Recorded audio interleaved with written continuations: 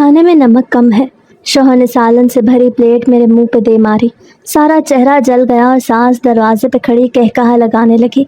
मैं कामती उंगलियों से चेहरा साफ कर रही थी जब वो कमरे से निकला और जाते जाते बोल गया, तेरी सज़ा तो तलाक है, मगर इससे पहले वो करना है जो आज तक किसी ने अपनी बीवी के साथ नहीं किया। मैं उस वक्त सजदे में गिर पड़ी और रोती रही, और जब सर उठाया तो होश फना हो गए। रात के 8 बज रहे थे और मेरे हाथ तेज़ी से चलने लगे। उन तेज़ी से चलते हुए हाथों के पीछे एक बहुत बड़ी वजह थी, जो कि मेरे शौहर का घर पे पहुंचना था। आज अपने छोटे बेटे की दवाई के लिए मैं क्लिनिक गई हुई थी और वहां से ख्वार होकर जब घर वापस आई तो क्या देखती हूँ कि मेरी सास ने घर के कामों को हाथ तक नहीं लगाया और जैसा बखेड़ा फैला हुआ था। जब वापस आई तो घर वैसे का वैसा मंजर पेश करने लगा। मेरे पास सिर्फ 1 घंटा था। उस 1 घंटे में मुझे घर का हुलिया भी सुधारना था, खाना भी बनाना था और अपने बच्चे को भी देखना था। इन सारे कामों की लिस्ट मेरे दिमाग में चलने लगी और मैंने जल्दी जल्दी अपने हाथ चलाए। खाना बनाने के दौरान मुझसे गलती हुई और उसी गलती ने मुझ पे मेरी ज़िंदगी की सारी खुशियों को हराम कर दिया। मुझे अच्छी तरह बता दिया कि मेरे बुरे वक्त में कौन मेरे साथ है। मैं बिल्कुल थक के निढाल हो चुकी थी, लेकिन घर साफ था, बच्चे भी साफ सुथरे थे और खाना भी बन गया था। अलबत्ता मेरी कमर का दर्द ज़्यादा ही नहीं था। मैं अभी सुकून का सांस लेने सोफे पर बैठी ही थी कि बाहर दरवाजे की घंटी बजी। मैं उछल पड़ी। मेरे शौहर सख्त मिजाज के इंसान थे, जिनके आते ही घर में हंगामा सा बर्पा हो जाता और इमरजेंसी नाफिज हो जाती। जल्दी जल्दी मैंने जाके दरवाज़ा खोला, उनके हाथ से बैग लिया और उन्हें पानी पेश किया। पानी पी के उन्होंने फ़ौरन से खाना लगाने का मुतालबा किया। उनके चेहरे पर पसीना आया हुआ था। मैंने फ़ौरन से तौलिया उठाया और उनके चेहरे का पसीना साफ़ किया। फिर उनके हाथ पैर धुलवाए। उन्होंने कपड़े बदले और मेज़ पे आके खाना खाने लगे। मुझे सुकून था कि आज कोई गड़बड़ नहीं हुई, लेकिन मुझे क्या पता था कि यही सुकून मेरी बर्बादी की जिम्मेदारी बनने वाला है और मैं एक ऐसे अजाब से दो चार होने वाली हूँ जिसका मुझे खुद भी इल्म नहीं है। मैं अपने शौहर को खाना खाते हुए देखती रही। उन्होंने पहला निवाला लिया और इसके बाद उन्होंने जो हरकत की वो मुझे ज़िंदगी भर याद रह जाने वाली थी। उन्होंने उसी वक्त खाने की वो प्लेट जो मैंने चूल्हे से गरम गरम देगची से सालन भर के उनके आगे रखी थी, वही गरम उबलता हुआ सालन उन्होंने मेरे मुंह पे दे मारा। मैं हवास बाख्ता सी हुई और एकदम से अपनी आंखें मीच कर बुलंद आवाज़ से चीखी, यहाँ तक कि मेरी चीखों की आवाज़ पूरे घर में सुनाई दी। मेरे बच्चे सहम के रोने लगे और मेरी सास ने अपने कमरे से निकल के ये तमाशा देखा। लेकिन मजाल है जो उनके चेहरे पे ज़रा बराबर भी अफसोस हो, बल्कि वो तो सीने पे हाथ लपेट के मेरे साथ होने वाला ये तमाशा देखने लगी। मेरे शौहर ने आगे बढ़ के मेरा सर पकड़ा और उस बचे कुचे सालन में डबोने लगे जो प्लेट में बाकी था। मेरी चीखें बुलंद हो रही थीं। क्या हो गया है, ऐसा क्या कर दिया मैंने जैसे ही पूछा तो मेरे मुंह पे उन्होंने ज़ोरदार थप्पड़ मारा। चेहरा वैसे ही सालन की जलन से बिल्कुल सुर्ख हो चुका था और मेरा पूरा वजूद जल रहा था। उन्होंने मजीद उस पर 2 थप्पड़ मार के मेरे दर्द में बेपनाह इजाफा किया। कहने लगे, तुम जैसी पोहड़ औरत से शादी करके मैंने अपनी ज़िंदगी की सबसे बड़ी गलती की है और अब इस गलती को सुधारने का वक्त आ गया है। सालन में नमक इतना कम था कि मेरे हराम की कमाई है ना, जो तुम इसमें सारे पैसे ज़ाया कर रही हो और ढंग का खाना बना के भी नहीं देती हो। तो मुझे बातें सुनाने लगे। उन्होंने मुझे हाथ से पकड़ कर ज़मीन पर धिक्का दिया और फिर एक ऐसी बात कही जिसने मेरे पैरों तले से ज़मीन निकाल ली। उन्होंने मुझे कहा कि आज तो मैं तुझे तलाक दे के रहूँगा, लेकिन इससे पहले मैं तेरे साथ एक ऐसा सलूक करूँगा जिसे देख के मेरे सीने में ठंड पड़ जाएगी। इसके बाद तू हमेशा हमेशा के लिए मेरी ज़िंदगी से निकल जाएगी। ये सुनना था कि मैं तड़प गई और वहीं बिलक बिलक के रोने लगी। मुझे वो दिन याद आने लगा जब मैं शादी करके इस घर में आई थी और उसी वक्त से मेरी बर्बादी शुरू हो चुकी थी। इससे पहले भी ज़िंदगी कोई फूलों की सेज तो नहीं थी, कांटों से भरी हुई थी। जब से आँख खोली तो खुद को आजमाइशों में घिरा हुआ पाया। मैं बिलक बिलक के रोती थी कि अल्लाह, कभी मेरी ज़िंदगी की आजमाइशें ख़त्म नहीं होंगी या मेरी ज़िंदगी आजमाइशों का ही दूसरा नाम है। कभी नहीं सोचा था कि ज़िंदगी में एक मुस्कुराहट भी नसीब ना होगी। खुदा पाक ने मेरी ज़िंदगी इतनी मुश्किल क्यों बनाई है, ये सवाल बार बार मेरे जहन में आता था। मेरी ज़िंदगी की कहानी एक अच्छे खासे घराने में पैदाइश के वक्त शुरू हुई और ख़त्म कब होनी थी ये मुझे खुद भी मालूम नहीं था। میں نے آنکھ کھولی تو خود کو ایک ایسے گھرانے میں پایا جہاں زندگی کی ہر سہولت موجود تھی، لیکن شاید گھر والوں کو مجھے اپنانے میں کوئی دلچسپی نہیں تھی، یا شاید میں ان پہ ایک اضافی بوجھ کے علاوہ اور کچھ بھی نہیں تھی۔ میری پیدائش کے وقت نہ کوئی جشن منایا گیا، نہ مٹھائیاں بانٹی گئیں، حالانکہ میں تیسری اولاد تھی اور تیسری اولاد کا ہونا کوئی بہت زیادہ انہونی بات نہیں ہوتی، پر میرے لیے تو ایک بہت بڑا حادثہ ثابت ہوئی کہ میں ایک ایسے گھرانے میں پیدا ہو گئی جہاں میری کوئی ضرورت ہی نہیں تھی۔ امی اور ابو کا تعلق اچھے خاصے گھرانے سے تھا، لیکن سوچ وہی سطحی سی تھی۔ دادی کو بیٹا چاہیے تھا اور میں تیسری بار پیدا ہو گئی تو مجھے ایک تبرک سمجھ کے دوسرے کو دے دیا گیا تاکہ دوسرے لوگ بھی مجھ سے فائدہ اٹھائیں، اور یہیں سے میری زندگی کی کایا پلٹ شروع ہو گئی۔ ابو اکلوتے بیٹے تھے، ان کا کوئی بھائی اور بہن نہیں تھا، اسے دادی کی خواہش تھی کہ ابو کی اولاد میں بیٹا اور بیٹی دونوں موجود ہوں۔ لیکن جب امی تیسری بار امید سے ہوئیں اور پھر میری پیدائش ہوئی تو جیسے ان کے سارے خواب مٹی میں مل گئے۔ امی اور ابو کے یہ پسند کی شادی تھی۔ شروع میں دادی ان سے ناراض تھی کیونکہ وہ ابو کی شادی اپنی بھتیجی سے کرنا چاہتی تھی، پر ابو نے امی کو پسند کر لیا۔ امی بھی آفس میں کام کرتی تھیں۔ یہاں یہ بات بتاتی چلوں کہ امی اور ابو کے گھرانے میں بہت فرق تھا۔ ابو ایک امیر گھرانے سے تعلق رکھتے تھے اور امی متوسط طبقے سے، جہاں دوسرے بہن بھائیوں کا خرچہ اٹھانا ایک ذمہ داری سمجھا جاتا تھا۔ اسی وجہ سے کچھ حد تک امی نے ابو کو اپنے جال میں پھنسایا۔ یہ کہنا مناسب تو نہیں ہے، لیکن یہی سچ تھا، کیونکہ امی ایک بہترین زندگی گزارنا چاہتی تھی اور اس کے لیے ضروری تھا کہ وہ کسی امیر کبیر شخص سے شادی کر لیں۔ ابو اس کمپنی میں سینئر مینیجر کے عہدے پہ فائز تھے، اس لیے امی نے ان کا انتخاب کیا۔ ان کے درمیان محبت بڑھی اور یوں دونوں نے شادی کر لی۔ دونوں کے گھر والوں میں سے کوئی بھی راضی نہیں تھا اور انہوں نے اپنی من مانی کی اور کورٹ میرج کر کے پھر ابو امی کو سسرال لے آئے، جہاں دادی نے تھوڑی سی پس و پیش کے بعد انہیں قبول کر لیا، کیونکہ امی خوبصورت تھیں اور بالکل ویسی بہو کی طرح شکل و صورت رکھتیں جیسی میری دادی کو چاہیے تھی۔ ہمارا گھر بہت بڑا تھا، جس میں کئی کمرے تھے، نوکر چاکر تھے، غرض دنیا کی ہر نعمت موجود تھی، لیکن شاید میرے لیے یہ نعمت بنی ہی نہیں تھی۔ یہ گھر میرے لیے اجنبی ہی تھا اور یہاں کے مکین مجھے کبھی اپنے لگے ہی نہیں۔ مجھ سے پہلے امی کی 2 بیٹیاں پیدا ہوئیں تو دادی نے شور مچانا شروع کر دیا کہ اب کی بار اگر بچہ پیدا ہوا تو وہ لڑکا ہی ہونا چاہیے۔ امی اس بات سے بہت ڈر گئیں اور انہوں نے ابو کو مزید بچے پیدا کرنے سے انکار کر دیا، لیکن پھر قدرت نے اپنا رنگ دکھایا اور امی ایک بار پھر سے امید سے ہوئی۔ تب 9 مہینے بعد میں پیدا ہوئی اور گھر کے تمام مکینوں کے منہ لٹک گئے۔ امی کو اپنی بقا کی فکر تھی، ابو کو یہ ڈر تھا کہ دادی پورے گھر میں ہنگامہ شروع کر دیں گی، اور میں تو ایک معصوم ننھی پری تھی جسے کسی چیز کا کوئی علم ہی نہیں تھا۔ خیر، میری پیدائش کے تیسرے دن یہ طے پا گیا کہ مجھے گود میں ایک ایسے بے اولاد جوڑے کو دیا جائے گا جو اپنا خرچہ بھی کھینچ کھینچ کے نکالتے تھے۔ کاش میں اس وقت اپنے حواسوں میں ہوتی تو اپنی قسمت خود اپنے ہاتھوں سے لکھتی، لیکن افسوس میں ایسا نہ کر سکی، اور میں ایک اونچے گھرانے سے ایک ایسے گھرانے میں آ گئی جہاں اولاد کی کمی کے ساتھ ساتھ غربت کے بھی ڈیرے تھے۔ امی نے ایک بار بھی مجھے ایک متوسط طبقے میں دینے سے متعلق نہ سوچا۔ وہ طبقہ تو غربت بھری زندگی گزار رہا تھا، اور وہ کوئی اور نہیں بلکہ میری امی کے بھائی تھے، یعنی میں اپنے ممانی اور ماموں کی گود میں دے دی گئی۔ امی اپنے اس فیصلے سے بہت خوش تھی، کیونکہ دادی نے انہیں کہا تھا کہ اگر تم اپنی یہ بیٹی اپنے بھائی کو دے دو تو پھر چوتھا بچہ جو ہوگا وہ بیٹا ہی چاہیے۔ امی نے خوشی خوشی مجھے اپنے بھائی کے ہاتھ میں سونپ دیا اور اس دن سے میری زندگی بدل گئی۔ ماموں اور ممانی کی خوشی کا کوئی ٹھکانہ نہ رہا، انہوں نے مجھے بالکل اپنی بیٹی کی طرح رکھا، لیکن یہ صرف چند مہینوں کی بات تھی۔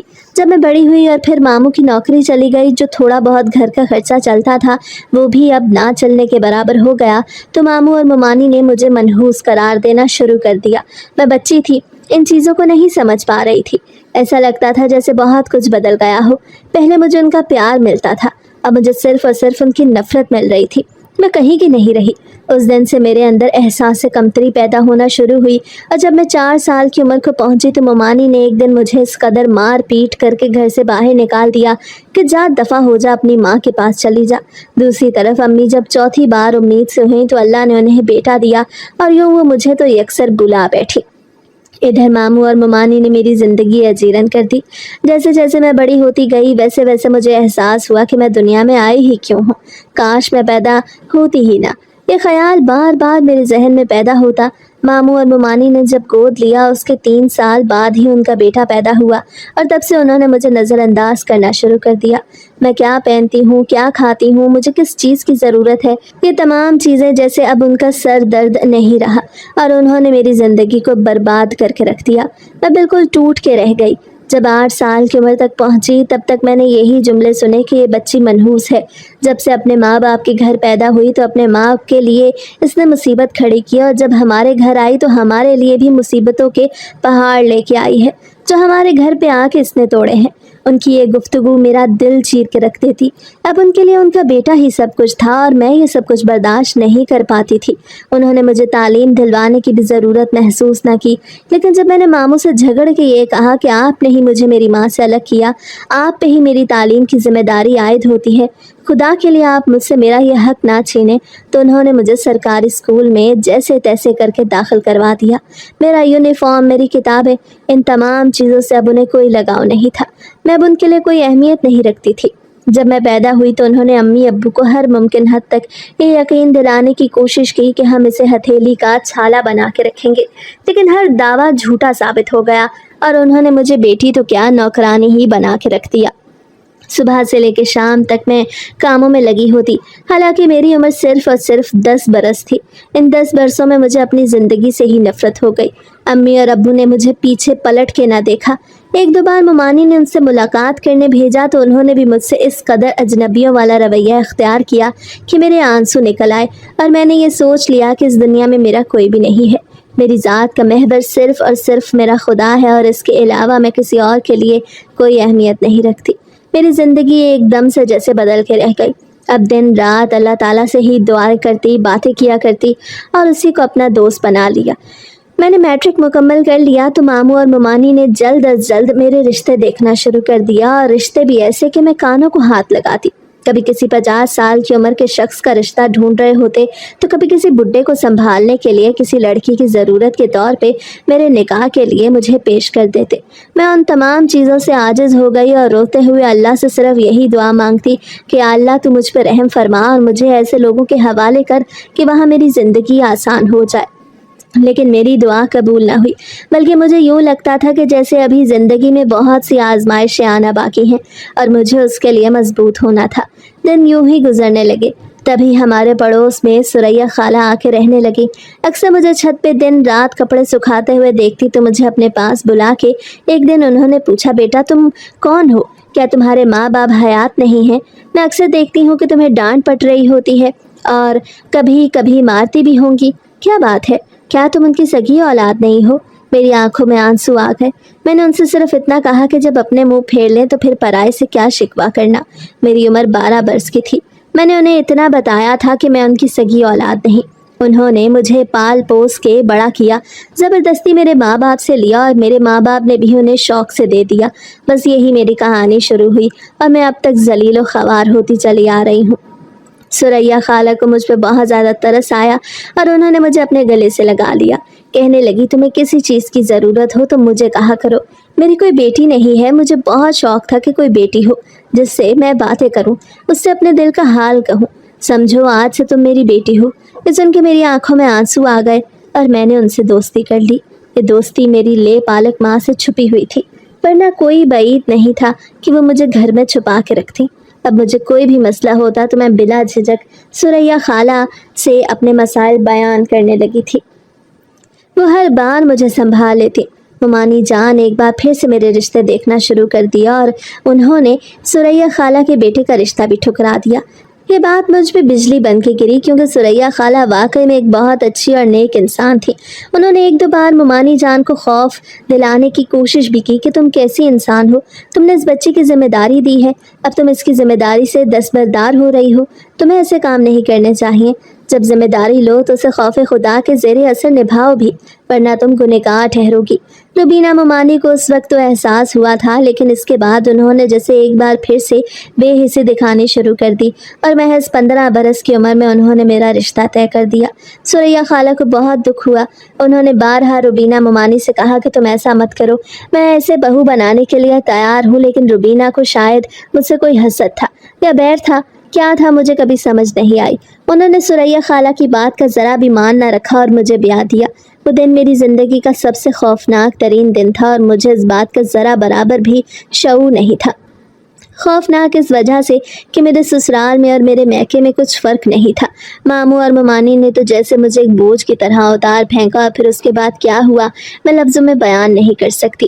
मेरे ससुराल वाले शुरू में तो मुझसे बहुत प्यार मोहब्बत जताते थे, बिल्कुल मेरे मामू और मुमानी की तरह। लेकिन इसके बाद उन्होंने जो कुछ मेरे साथ करना शुरू किया उसने मेरे पूरे वजूद को हिला के रख दिया। मेरे असल माँ बाप को मुझसे मुतल्लिक किसी खबर में कोई दिलचस्पी न रही, न उन्होंने कभी मालूम करने की कोशिश की, बल्कि वो अपनी ज़िंदगी में मगन हो गए। उन्होंने अपनी दोनों बड़ी बेटियों को यानी मेरी बहनों को अच्छी जगह ब्याह के बहुत सारा जहेज़ दिया, और यहाँ जहेज़ ना लाने की पादाश में मुझे अपने ससुराल में बहुत कुछ बर्दाश्त करना पड़ा। मेरे शौहर बहुत ज़्यादा सख्त मिजाज इंसान थे। उन्होंने कभी भी मुझे प्यार मोहब्बत से तवज्जो ना दी, उल्टा हर वक्त मुझे टोकते रहते, कभी किसी गलती पे तो कभी किसी गलती पे। सोने पे सुहागा मेरी औलाद भी नहीं हो रही थी। शादी को 1 साल हो गया और ये 1 साल मैंने तानों और तशन्नों में गुजारा था कि मेरी औलाद क्यों नहीं हो रही। मुझे घर के काम नहीं आते, मुझे ढंग भी नहीं है, मैं एक फोहड़ बहू हूँ। ये सब कुछ मुझे मेरी सास से सुनना पड़ता और शौहर इकलौते लाडले थे, अपनी माँ की हर एक बात सुनते। उन्होंने कभी मुझसे वजह पूछने की कोशिश महसूस न की। जब कभी उनकी वालदा उन्हें पट्टियाँ पढ़ाती तो उल्टा मुझ पे आके बरस पड़ते और मुझ पे हाथ भी उठाने से दरेक न करते। शादी के 6 महीने ऐसे ही गुजर गए। शुरू के 15 दिन बस खुशी में गुजरे और इसके बाद जो कुछ मेरे साथ सलूक रवा रखा गया, हर दिन मेरी आंखों से आंसू बहते। मैं बहुत कमज़ोर हो गई थी। एक दिन नाम नेहाद मैके में आके बैठ गई कि अब दोबारा नहीं जाऊंगी, तो मामू और मुमानी ने मुझे हाथ पकड़ के घर से बाहर निकाल दिया। कहा यहाँ आना है तो ज़रूर आओ, लेकिन हमेशा के लिए तुम्हें नहीं रख सकते। तुम्हें गोद लेना ही सबसे बड़ी गलती थी। उन्होंने अपने बेटे की भी शादी कर दी थी और उसकी भी बीवी आ चुकी थी। अब तो मेरा वहाँ जाना बिल्कुल ही बंद हो गया और मैं बेबस और मजबूर हो गई। मैंने इसी दौरान कई बार अपने असल माँ बाप से रब्ता करने की कोशिश की। एक बार अम्मी से फ़ोन पे बात भी हुई, लेकिन उन्होंने जैसे मेरे मसले पे ध्यान ही न दिया, उल्टा मुझे ही नसीहतें की कि बेटा शुरू शुरू में सबको बर्दाश्त करना पड़ता है, तुम भी बर्दाश्त करो। जबकि मैंने क्या बताती कि मैंने कैसी ज़िंदगी गुजारी है। मेरा नाम नेहाद मेका भी मुझे बिल्कुल भी सुकून ना दे सका, और अब ससुराल ने तो जैसे हर हद पार कर दी थी। सालन में ज़रा भी कमी बेशी हो जाती तो मेरे शौहर वही चीज़ें उठा उठा के फेंकना शुरू कर देते और सास दूर खड़ी होकर तमाशा देखती। अपने बेटे को बिल्कुल भी ना रोकती, ना ये कहती कि ये भी किसी की बेटी है। आज अगर तुम इसके साथ अच्छा सलूक करोगे तो कल को कोई तुम्हारी औलाद के साथ अच्छा सलूक करेगा।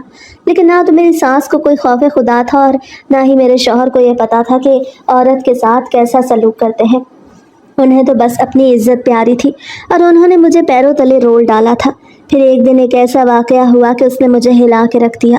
मैं 2 बच्चों की माँ बन चुकी थी। 2 साल बाद मेरी बेटी पैदा हुई और इसके बाद मैंने एक बेटे को जन्म दिया। तब कहीं जाके सांस थोड़ा थम चुकी थी। उसके ताने तो ख़त्म हो गए, लेकिन पीठ पीछे वार करना उसने न छोड़ा। और फिर वो हुआ जिसका मैंने कभी तसव्वुर भी नहीं किया था। उस रात मेरे बेटे की तबीयत बहुत ख़राब थी। शौहर तो मेरे बराबर में बिस्तर पे आराम से सो रहे थे और मैं सारी रात की जागी हुई। सुबह आंख देर से खुली तो शौहर ने बहुत सी बातें सुना दी। मैं चुपचाप सुनती रही। सर में बेहद दर्द था, सारी रात नींद जो नहीं आई थी। इधर सास ने भी वावेला मचाना शुरू कर दिया कि कैसे इंसान है, इसे किसी चीज़ का ख्याल नहीं कि शौहर भूखा ही चला जाए, इसे इस बात का इंतज़ार है। मैं चुपचाप सास की भी बात सुनती रही। मेरे अंदर बर्दाश्त बहुत ज़्यादा हो गई थी। मैंने एक अरसा दरिंदों के दरमियान जो गुजारा था। शौहर के जाते ही मैंने सुकून का सांस लिया और अपने बेटे को लेकर डॉक्टर के पास आई। वहाँ डॉक्टर के पास लंबी कतार देख के मेरे औसान खता हो गए, क्योंकि आज शौहर ने कहा था कि वो जल्दी घर आ जाएंगे।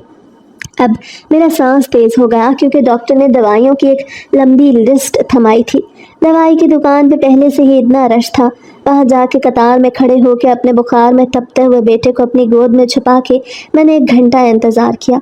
तब कहीं जाके मुझे दवाई मिली और मैं फ़ौरन से रिक्शे में बैठ के अपने घर आ गई, जहाँ मैंने जल्दी जल्दी हाथ चलाए। मेरे पास सिर्फ 1 घंटा बाकी बचा था। 7 बजे शौहर ने आ जाना था और मैंने रोबोट की तरह काम किया, क्योंकि सास ने हस्बे मामूल मेरी कोई मदद न की और हाथ पे हाथ धरे मेरे आने का इंतज़ार करती रही। खाना भी नहीं बना था, मेरी बेटी भी भूखी थी। ये सब देख के मैं रो पड़ी, लेकिन अगर रोने में वक्त ज़ाया करती तो शौहर दोबारा से बातें सुनाते कि तुम जैसी हज़ारों लड़कियां अपना घर बसाए हुए हैं, तुम हो के बस तुम्हें रोने के सिवा और कुछ भी नहीं आता। लेकिन मैं और कर भी क्या सकती थी। मेरे पास माँ बाप के नाम पे कोई ख़ास और ठोस रिश्ता था और ना ही शौहर में इतनी हिम्मत थी कि वह अपनी माँ के खिलाफ खड़ा हो सके। مجھے اپنی قسمت پہ زور کا رونا آیا، لیکن پھر رونے میں وقت ضائع کرنے کے بجائے میں نے جلدی جلدی ہاتھ چلا کے کھانا تیار کر لیا۔ شوہر آئے تو میں نے انہیں کھانا دیا اور یہیں گڑبڑ شروع ہو گئی۔ آج میں پہلی بار کھانا چکھنا بھول گئی تھی، اور جیسے ہی شوہر نے پہلا نوالا لیا انہیں نمک کم محسوس ہوا۔ انہوں نے کچھ بھی نہ سوچا اور وہ ابلتا ہوا سالن جو میں نے ابھی دیگچی سے اتار کے انہیں پیش کیا تھا، انہوں نے وہ میرے منہ پہ دے مارا۔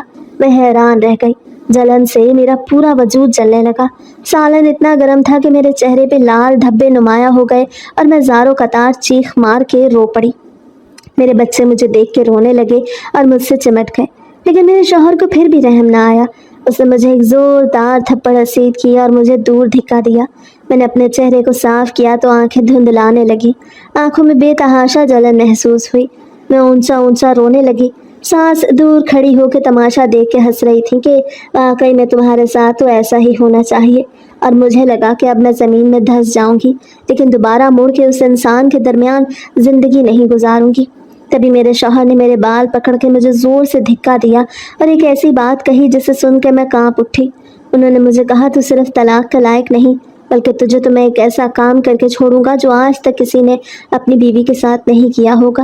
یہ سن کے میں نے پھٹی پھٹی نگاہوں سے اسے دیکھا کہ کیا طلاق سے پہلے بھی کوئی ظلم باقی رہ گیا ہے جو میرا شوہر مجھ پہ ڈھانا چاہتا ہے۔ میری آنکھوں میں بے تحاشا آنسو تھے۔ میں نے اپنے شوہر کے سامنے ہاتھ جوڑ دیے، کیونکہ یہ سوچنا تو بہت آسان تھا کہ اس سے طلاق لے کے علیحدہ ہو جاؤں، لیکن اس پہ عمل کرنا انتہائی مشکل۔ لیکن اس کے بعد جو کچھ میرے شوہر نے کیا، مجھے اس کو چھوڑنے کا فیصلہ بے تحاشا آسان لگا تھا۔ میں نے کچھ بھی نہ سوچا اور دوڑ کے اپنے کمرے میں بند ہو گئی۔ رات کے نہ جانے کون سے پہر میرے شوہر نے مجھے اٹھایا اور ایک لباس دیا، کہا یہ پہن کر تیار ہو جاؤ۔ جو کچھ تو نے آج کیا ہے، یہ معلوم ہوتے ہوئے بھی مجھے کھانا بالکل پرفیکٹ چاہیے ہوتا ہے، تو نے اس بات کا خیال نہ رکھا تو بیوی کس بات کی ہے؟ میں تجھے طلاق دے دوں گا، لیکن اس سے پہلے تجھے تیار ہونا ہوگا۔ اس نے زور زبردستی سے مجھے کپڑے تبدیل کروائے اور میں تیار ہو کے باہر آئی تو اس نے مجھے دلہن کی طرح میک اپ کرنے کا کہا۔ میں روتی چلی جا رہی تھی۔ اس کے ہاتھ میں پکڑے پستول کو دیکھ کے مجھے ڈر بھی لگ رہا تھا کہ اگر مجھے کچھ ہو گیا تو میرے بچوں کا کیا ہوگا، اور یہیں سے میرے شوہر نے درندگی کا مظاہرہ کیا۔ جب میں تیار ہو گئی اور میری آنکھوں میں آنسو تھے تو اس نے مجھے آنکھیں صاف کرنے کا کہا اور ہاتھ پکڑ کے مجھے ڈرائنگ روم میں بھیج دیا، جہاں کا منظر دیکھ کے میری آنکھیں پھٹی کی پھٹی رہ گئیں۔ وہاں ان کے دوستوں کی ایک لمبی قطار تھی۔ کوئی کل 5 سے 6 دوست تھے جو مجھے درندوں کی طرح دیکھنے لگے، یعنی میرے شوہر نے مجھے بیچ دیا تھا۔ انہوں نے مجھے وہیں کھڑے کھڑے طلاق دیا اور اپنے دوستوں کو اشارہ کیا کہ اس عورت کو نوچ کھسوٹ کر اسے وہاں پہنچا دو جہاں سے اس کی واپسی ممکن نہ ہو سکے۔ میں اس سے بچے بھی چھین لوں گا۔ یہ عورت سزا کے لائق ہے جو اپنے مرد کا خیال نہ رکھ سکے۔ یہ سن کے میری بس ہو گئی۔ میں نے اسی وقت ڈرائنگ روم میں پڑا گلدان اٹھا کے اپنے شوہر کے سر پہ دے مارا اور اس کے دوستوں کو انگلی اٹھا کے زور زور سے چلاتے ہوئے خبردار کیا کہ اگر تم میں سے کوئی بھی آگے بڑھا تو میں اپنے بھائی کو بلا لوں گی جو خفیہ ایجنسی میں نوکری کرتا ہے۔ اس کے بعد تم لوگوں کا کیا حال ہوگا وہ میں اچھی طرح جانتی ہوں۔ میرے شوہر کی حالت دیکھ کے ان کے سر سے بے تحاشا خون بہہ رہا تھا۔ یہ لوگ صدمے میں آ گئے اور فوراً سے وہاں سے بھاگ گئے۔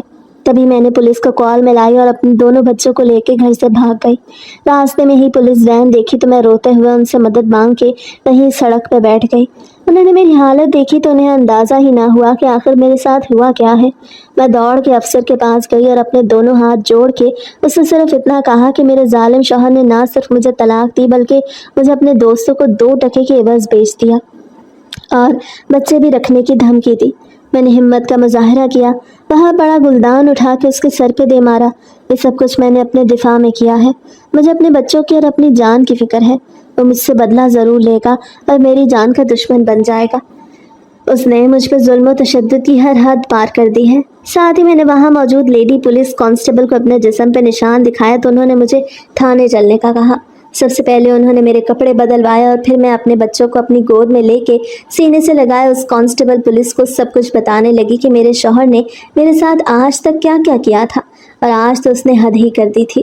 مجھے 2 نمبر عورت سمجھ کے اس نے بیچنے کی ٹھان لی، لیکن اس پر میری عزت نے جوش مارا اور میں نے اسی وقت اسے زخمی کر کے ہسپتال پہنچا دیا۔ پولیس نے مجھے بتایا کہ وہ بری طرح زخمی ہو چکا ہے اور ہسپتال پہنچ گیا ہے۔ اسے تمہیں جان سے مارنے کی دھمکی ہمارے سامنے دی ہے، لیکن اب تمہارے بیانات کی روشنی میں ہم نے اسے گرفتار کر کے اقدام قتل کا مقدمہ چلایا ہے۔ انہوں نے میرے جسم پہ موجود تشدد کے نشانات کی بھی ایک پوری رپورٹ بنا لی اور یوں میرے شوہر کو جیل ہو گئی۔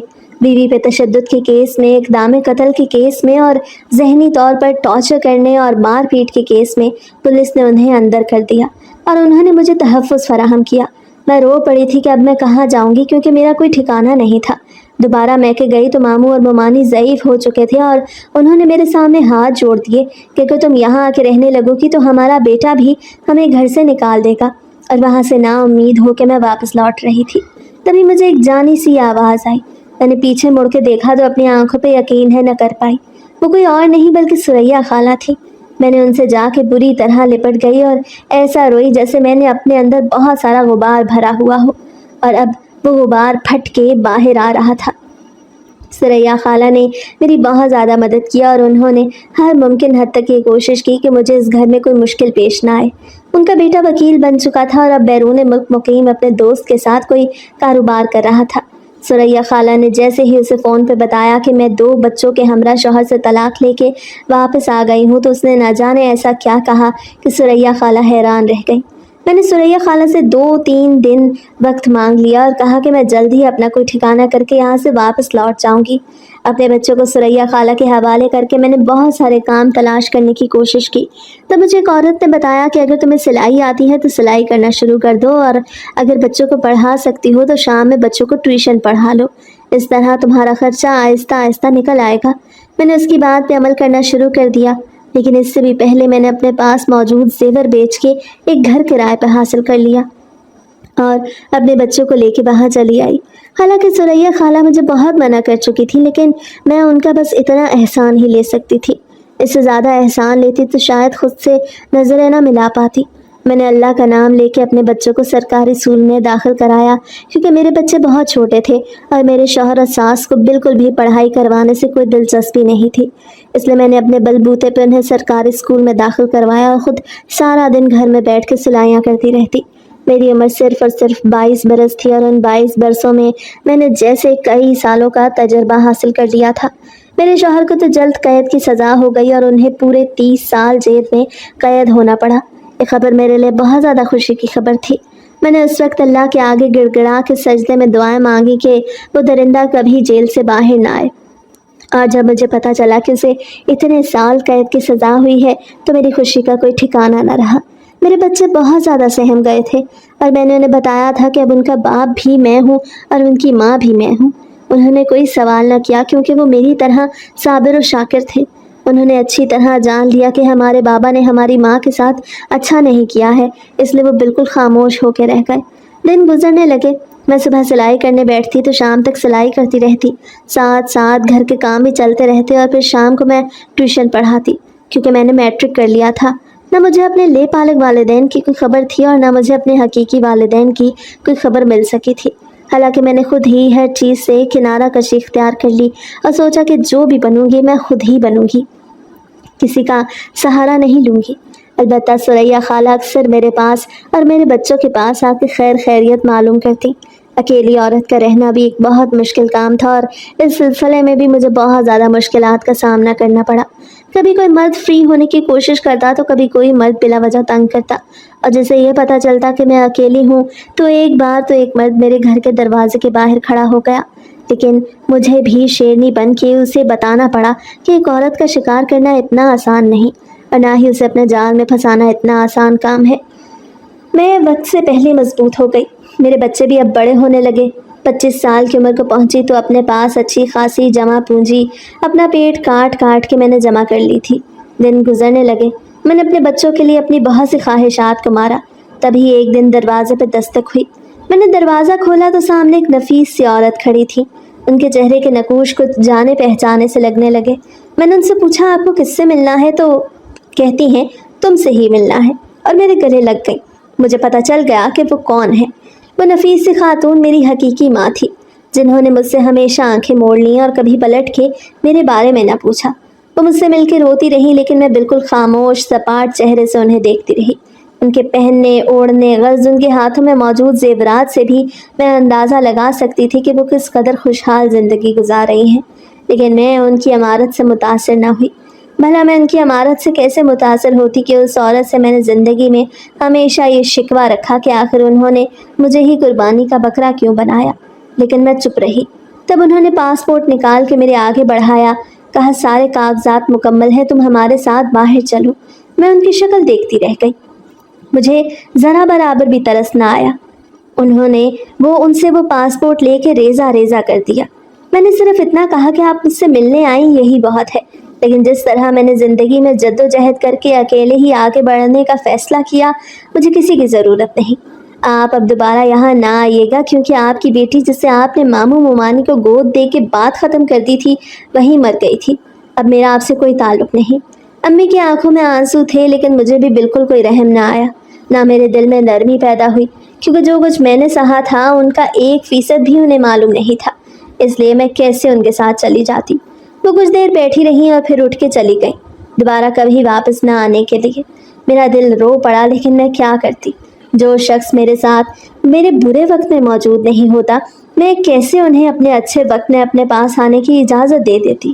دروازہ بند کر کے کافی دیر تک میں روتی رہی۔ تبھی دوبارہ دروازہ بجا۔ دروازہ کھولا تو سامنے ثریا خالہ کھڑی مسکرا رہی تھی، اور ان کے ساتھ ان کا بیٹا بھی تھا جو مجھ سے تقریباً 5 سال بڑا تھا۔ مجھے دیکھ کے مسکرایا۔ ثریا خالہ اندر آئیں، کہنے لگی بس بہت ہو گیا، بہت اکیلے زندگی گزار لی، اب ہمیں بھی موقع دو اپنی خدمت کا۔ تمہارے جیسی صبر والی لڑکی میں نے کہیں نہیں دیکھی، جس نے اتنی کم عمری میں ہی اپنی ساری مشکلات کو خود حل کیا اور آج فخر سے سر اٹھا کے زندگی گزار رہی ہے۔ مجھے ان کی بات کا مفہوم سمجھ نہ آیا، لیکن اس وقت میری آنکھیں پھٹی کی پھٹی رہ گئیں جب انہوں نے میرے ہاتھ میں اپنے بیٹے کے نام کی انگوٹھی پہنائی، اور ان کے بیٹے نے مجھے باقاعدہ طور پہ ہاتھ جوڑ کے یہ کہا کہ میں پچھلے 10 سالوں سے تمہارا انتظار کر رہا ہوں، اور آج میرا انتظار ختم ہوا، لہٰذا اب تم منع نہیں کر سکتی۔ مجھے تمہارے بچوں سے کوئی مطلب نہیں، ہم ایک نئی جگہ جا کے نئے شہر میں اپنی زندگی بسائیں گے۔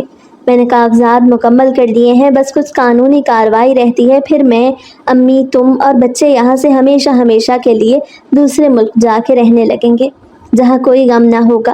یہ سب کچھ میرے لیے ناقابل یقین تھا، شاید میری ان دعاؤں کا ثمر تھا جو میں اکثر رات کو اٹھ کے سجدے میں مانگا کرتی تھی۔ ثریا خالہ کے بیٹے جیسا لائق فائق شوہر اگر مجھے پہلے ہی مل جاتا تو زندگی گلزار ہو جاتی، لیکن اب بھی دیر نہیں ہوئی تھی۔ میرے بچوں نے بھی میرے شوہر سے خوب دل لگا لیا، اور اب میں ان کے ساتھ ایک دوسرے انتہائی پرسکون ملک میں اپنوں سے دور زندگی گزار رہی ہوں۔ اب میری زبان پہ صرف اور صرف شکر گزاری ہی ہوتی ہے، اور میں اپنی زندگی کی اس کایا پلٹ پہ حیران ہو کے مسکرا دیتی ہوں کہ اللہ تعالیٰ نے میری زندگی میں خوشیاں ہی خوشیاں لکھنی تھی، لیکن بہت سے غموں سے گزار کر آج سارے غم ختم ہو گئے، اور اب صرف اور صرف خوشیاں ہی خوشیاں میری زندگی میں چھائی ہوئی تھی۔ اب مجھے کسی سے کوئی شکوہ نہیں تھا، بلکہ میری زندگی اب شکر گزاری کے آسرے گزر رہی تھی۔